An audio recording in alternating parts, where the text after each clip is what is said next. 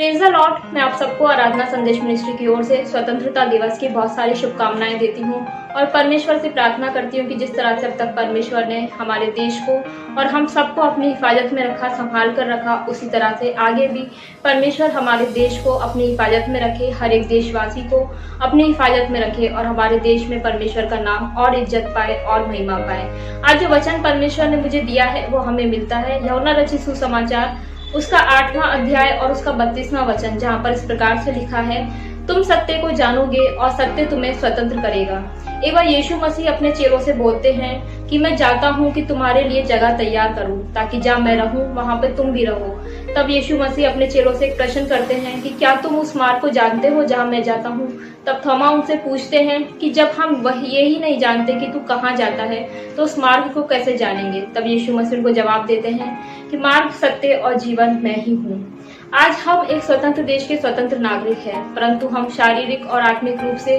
दुनिया की तमाम चीजों में, तमाम बातों में, तमाम अपराधों में, पापों में और बुराइयों में फंसे हुए हैं, उनके गुलाम बने हुए हैं। और अगर आज हम अपने इन अपराधों से, इन पापों से, अपनी इन बीमारियों से आजादी पाना चाहते हैं तो बहुत जरूरी है कि हम यीशु मसीह को जाने, हम सत्य को पहचाने और उस पर विश्वास लाएं, क्योंकि एक यीशु मसीह ही है जो हमें हमारी इन निर्बलताओं से, इन लाचारियों से आजादी दिलवा सकते हैं। हम देखते हैं मत्ती रचित सुसमाचार उसके 9वां अध्याय, हमें वहाँ पे एक स्त्री का जिक्र मिलता है जो कि 12 साल से लहू बहने की बीमारी से पीड़ित थी। और जब उसने यीशु मसीह के बारे में जाना, यीशु मसीह के आश्चर्य कर्मों के बारे में सुना, तब उसने यीशु मसीह पर विश्वास किया और उसने अपने मन में ये विश्वास किया कि यदि मैं यीशु मसीह के वस्त्र को ही छू लूंगी तो चंगी हो जाऊंगी। और अपने विश्वास के द्वारा वो भीड़ को हटाती हुई यीशु मसीह के पास जाती है और उसके वस्त्र को छू लेती है। और जैसे ही वो यीशु मसीह के वस्त्र को छूती है वैसे ही उसका लहू बहना बंद हो जाता है और उस स्त्री को अपने 12 साल की बीमारी से तुरंत आजादी मिल जाती है, क्योंकि उसने यीशु मसीह को जान लिया था,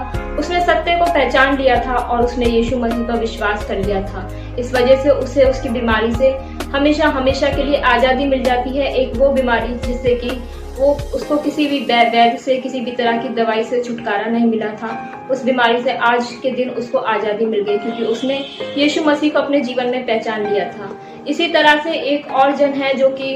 अपनी बीमारी की वजह से काफी दिनों से अपनी बीमारी में जकड़ा हुआ था, जो कि बैतसैदा कुंड में, जो कि भेड़ फाटक के पास था, वहां पे पड़ा हुआ था, क्योंकि वो अपनी बीमारी में पिछले 38 वर्ष से जकड़ा हुआ था। जब यीशु मसीह उसके पास जाते हैं तो उससे पूछते हैं कि क्या तू चंगा होना चाहता है। ये एक बहुत अजीब सा क्वेश्चन था कि अगर हम किसी बीमार व्यक्ति से जाके पूछें कि क्या तू चंगा होना चाहता है, क्योंकि हम जानते हैं कि बीमार व्यक्ति हर कीमत पर अपनी सेहत खरीदना चाहता है और अपनी बीमारी से आजादी पाना चाहता है। परंतु फिर भी यीशु मसीह उस बीमार व्यक्ति के पास जाते हैं और उसे पूछते हैं कि क्या तू चंगा होना चाहता है, क्योंकि यीशु मसीह उसको विश्वास में लाना चाहते थे कि यीशु मसीह के पास वो सामर्थ है कि वो उसको उसकी बीमारी से छुटकारा दिलवा सकते हैं, वो उसको उसकी इस बीमारी से आजादी दिलवा सकते हैं। और तब वह उस बीमार व्यक्ति से बोलते हैं कि उठ, अपनी खाट उठा और चल फिर। और तुरंत वो व्यक्ति वहां से उठकर खड़ा हो जाता है और अपनी बीमारी से उसको आजादी मिल जाती है, क्योंकि वो यीशु मसीह को जान जाता है। यीशु मसीह उसके जीवन में आ जाते हैं और उसको उसकी बीमारी से, उसकी लाचारी से आजादी दे देते हैं। इसी तरह से हम देखते हैं कि जब हम यीशु मसीह को जानते हैं, यीशु मसीह को पहचानते हैं, तब हमें हमारी निर्बलताओं से भी आजादी मिल जाती है, क्योंकि वचन हमें बताता है परमेश्वर की सामर्थ निर्बलता में सिद्ध होती है। इसी तरह से हम देखते हैं, हम बहुत अच्छी तरह से जानते हैं तिमाई के पुत्र बरतिमाई को, जो कि जन्म से अंधा था। शायद उसने यीशु मसीह के बारे में सुन रखा था। हो सकता है कि जब वो भीख मांगने के लिए सड़क के किनारे बैठता होगा, तब सड़क पर से आने जाने वाले लोगों से यीशु मसीह के बारे में वो सुनता होगा, यीशु मसीह के द्वारा किए गए आश्चर्य कर्मों के बारे में वो सुनता होगा, क्योंकि वो देख नहीं सकता था परंतु सुन सकता था। इसी तरह से सुन सुनकर वह यीशु मसीह को जान गया और उसे ये विश्वास हो गया कि सिर्फ यीशु मसीह ही हैं जो उसे उसकी उन निर्बलताओं से छुटकारा दिलवा सकते हैं। और जब उसे ये मालूम पड़ा कि आज यीशु मसीह उसके पास में है, उसके पास से गुजर रहे हैं, तब वह ऊंची आवाज से चिल्लाकर, पुकार कर कहने लगा, हे दाऊद की संतान मुझ पर दया कर, हे दाऊद की संतान मुझ पर दया कर। और उसकी आवाज सुनकर यीशु मसीह ठहर कर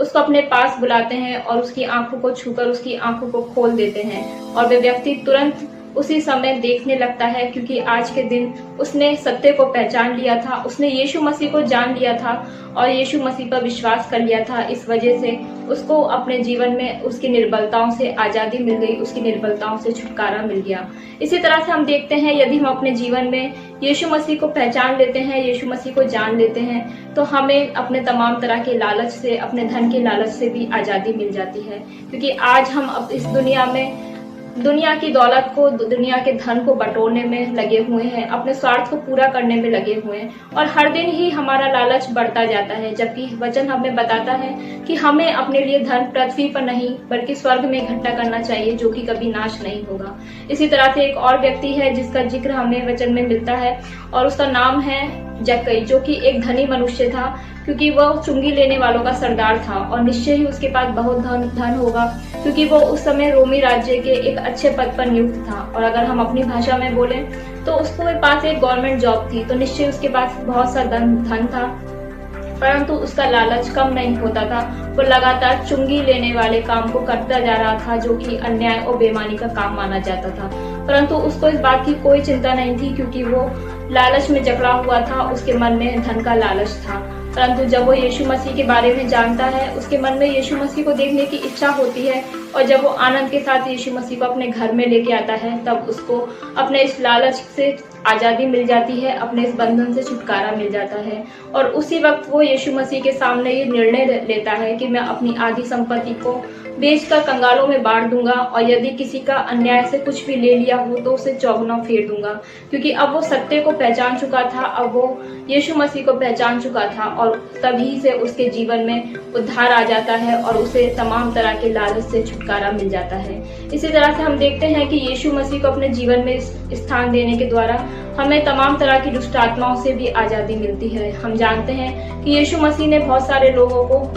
तरह तरह की आत्माओं से, दुष्ट आत्माओं से छुटकारा दिलवाया। इसी तरह से एक और व्यक्ति था जिसके अंदर 1 या 2 या 3 नहीं बल्कि दुष्ट आत्माओं की सेना थी और जब यीशु मसीह उसके पास पहुंचते हैं तब वे दुष्ट आत्मा यीशु मसीह को पहचान लेती हैं, उसको जान लेती हैं और दौड़कर उसके पास आकर उसको प्रणाम करती हैं और चिल्लाकर बोलती हैं कि हे परम प्रधान परमेश्वर के पुत्र, मुझे तुझसे क्या कहूं। क्योंकि यीशु मसीह ने उस अशुद्ध आत्मा को उस मनुष्य में से, जिसको उसने पकड़ रखा था, जकड़ रखा था, अपने बंधन में कर रखा था, निकल जाने के लिए आज्ञा दी थी और यीशु मसीह की आज्ञा के द्वारा उस दुष्ट आत्मा को उस मनुष्य में से निकल जाना पड़ा। और इस तरह से यीशु मसीह से जान पहचान होने के बाद, यीशु मसीह को जानने के बाद उस मनुष्य को उस दुष्ट आत्माओं के बंधन से छुटकारा मिल गया, उस दुष्ट आत्माओं के चुंगल से, उन दुष्ट आत्माओं के बंधन से आज़ादी मिल गई। इस तरह से हम देखते हैं कि यीशु मसीह को अपने जीवन में स्थान देने के द्वारा हमें हमारे जीवन के तमाम तरह के अंधकारों से भी आज़ादी मिलती है। हम बहुत अच्छी तरह से जानते हैं शाऊल की कहानी को। शाऊल को हम जानते हैं कि वो एक यहूदी पुरुष था और उसको व्यवस्था की रीति पर एक अच्छी शिक्षा मिली थी, परंतु वो गलत रास्तों पर चल रहा था क्योंकि वो अंधकार में पड़ा हुआ था और वो यीशु मसीह को मारने वाले लोगों को सताया करता था। परंतु जब यीशु मसीह की ज्योति उस पर पड़ती है तब वह यीशु मसीह को जान जाता है और जैसे ही उसकी जान पहचान यीशु मसीह से हो जाती है, वैसे ही उसको उसके जीवन के अंधकारों से छुटकारा मिल जाता है, आज़ादी मिल जाती है और वह अपने जीवन के पुराने और गलत रास्तों को छोड़कर सही रास्तों पे चलने लगता है और सही काम करने लगता है और उसका नाम शाऊल से बदलकर पौलुस हो जाता है, क्योंकि अब वो मार्ग, सत्य और जीवन को पहचान चुका था, वो यीशु को जान चुका था और उसको अपना चुका था। इस तरह से यीशु पर विश्वास करने के द्वारा, उसे जान लेने के द्वारा शाऊल को अपने जीवन के अंधकारों से छुटकारा मिलता है, अपने जीवन के अंधकारों से आज़ादी मिलती है। इसी तरह से हम देखते हैं कि यीशु मसीह पर विश्वास करने के द्वारा, यीशु मसीह को जानने के द्वारा हमें हमारे पापों से भी आज़ादी मिलती है। वचन बताता है कि पाप की मजदूरी तो मृत्यु है और हम जानते हैं कि हम कितनी कोशिश क्यों ना कर ले, हम सब जाने अनजाने में किसी न किसी तरह के पाप में फंसे हुए होते हैं, किसी न किसी तरह के पापों में जकड़े हुए होते हैं, क्योंकि वचन में लिखा है कोई धर्मी नहीं, एक भी नहीं, सबने पाप किया। परंतु वचन हमें ये भी बताता है जो कोई मसीह यीशु में है उन पर दंड की आज्ञा नहीं, क्योंकि वे शरीर के अनुसार नहीं परंतु आत्मा के अनुसार चलते हैं। इसी तरह से हम देखते हैं लूका रचित सुसमाचार उसका 7वां अध्याय, जहाँ पर एक पापनी स्त्री के बारे में जिक्र है। जब वो स्त्री यीशु मसीह को जान लेती है, यीशु मसीह के बारे में जान लेती है और उसको ये पता चलता है कि यीशु मसीह एक फरीसी के घर में भोजन कर रहे हैं, तब वह संगमरमर के एक पात्र में कुछ इत्र लेकर यीशु मसीह के पास आती है और यीशु मसीह के पांव को अपने आंसुओं से भिगोकर और अपने बालों से पोंछकर उनको चूमती है और उन पर इत्र मलती है। तब यीशु मसीह वहां मौजूद लोगों से और उस फरीसी से बोलते हैं कि इसके पाप जो बहुत थे वो सब क्षमा हुए, क्योंकि इसने बहुत प्रेम किया और हम जिसको जानते नहीं है उससे प्रेम नहीं कर सकते। इस तरह से जब यीशु मसीह को उस स्त्री ने जान लिया, तब यीशु मसीह को जानने के द्वारा उस स्त्री को अपने पापों से क्षमा मिल गई और पापों के दंड से आज़ादी मिल गई। क्योंकि हम जानते हैं वचन में लिखा हुआ है कि मनुष्य के पुत्र को पृथ्वी पर पाप क्षमा करने का अधिकार है, और जो लोग यीशु मसीह में है, यीशु मसीह को जानते हैं, उसे स्वीकार करते हैं, उन पर दंड की आज्ञा नहीं। इस तरह से यीशु मसीह को जान लेने के द्वारा हमें हमारे बीमारियों से, लाचारियों से, अंधकार से, हमारे लालच से और हमारे जीवन की तमाम बुराइयों से हमें छुटकारा मिलता है, आज़ादी मिलती है। और जो सबसे बड़ी आज़ादी हमें यीशु मसीह ने दिलवाई वो है मौत से आज़ादी। यीशु मसीह ने मौत पर विजय पाई और मौत के डंक को तोड़कर हमें मौत से आज़ादी दिलवाई।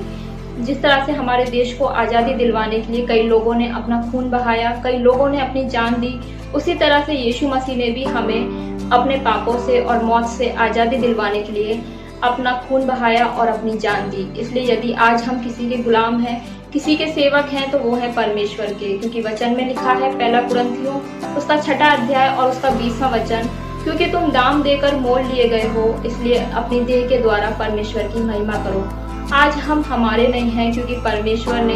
हमारा मोल देकर हमें खरीद लिया है, और हम जानते हैं कि जब कोई किसी का दाम देकर उसे खरीद लेता है तो वो उसका दास या फिर सेवक कहलाता है। और एक दास की यही जिम्मेदारी होती है कि वो अपने स्वामी की इच्छा के अनुसार काम करे। आज हमारे स्वामी परमेश्वर पिता की हमसे यही इच्छा है कि हम जो उसके सेवक हैं उसके नाम की महिमा करें, उसकी महिमा करें। वचन में लिखा है और उस बताता है 1 कुरिन्थियों उसका 10वां अध्याय और 31वां वचन,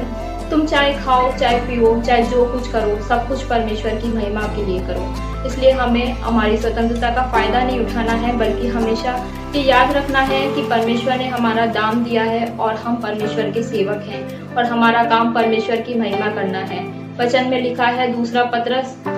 पत्रस उसका 2वां अध्याय और उसका 16वां वचन, अपने आप को स्वतंत्र जानो, पर अपनी स्वतंत्रता को बुराई के लिए आड़ ना बनाओ, परंतु अपने आप को परमेश्वर का दास समझ कर चलो। इस तरह से इस वचन के द्वारा परमेश्वर आज हमें ये सिखाना चाहते हैं कि यदि हम अपनी बुराइयों से, अपनी बीमारियों से, लाचारियों से और अपने पापों से छुटकारा पाना चाहते हैं, आज़ादी पाना चाहते हैं, तो बहुत ज़रूरी है कि हम यीशु मसीह को जानें और यीशु मसीह पर विश्वास करें और परमेश्वर के दास बनकर उसकी सेवा के कार्यों को करें। इसलिए वचन में लिखा है, तुम सत्य को जानोगे और सत्य तुम्हें स्वतंत्र करेगा। आज के इस वचन के द्वारा परमेश्वर के नाम को महिमा मिले, सबको आशीष मिले। जय मसीह।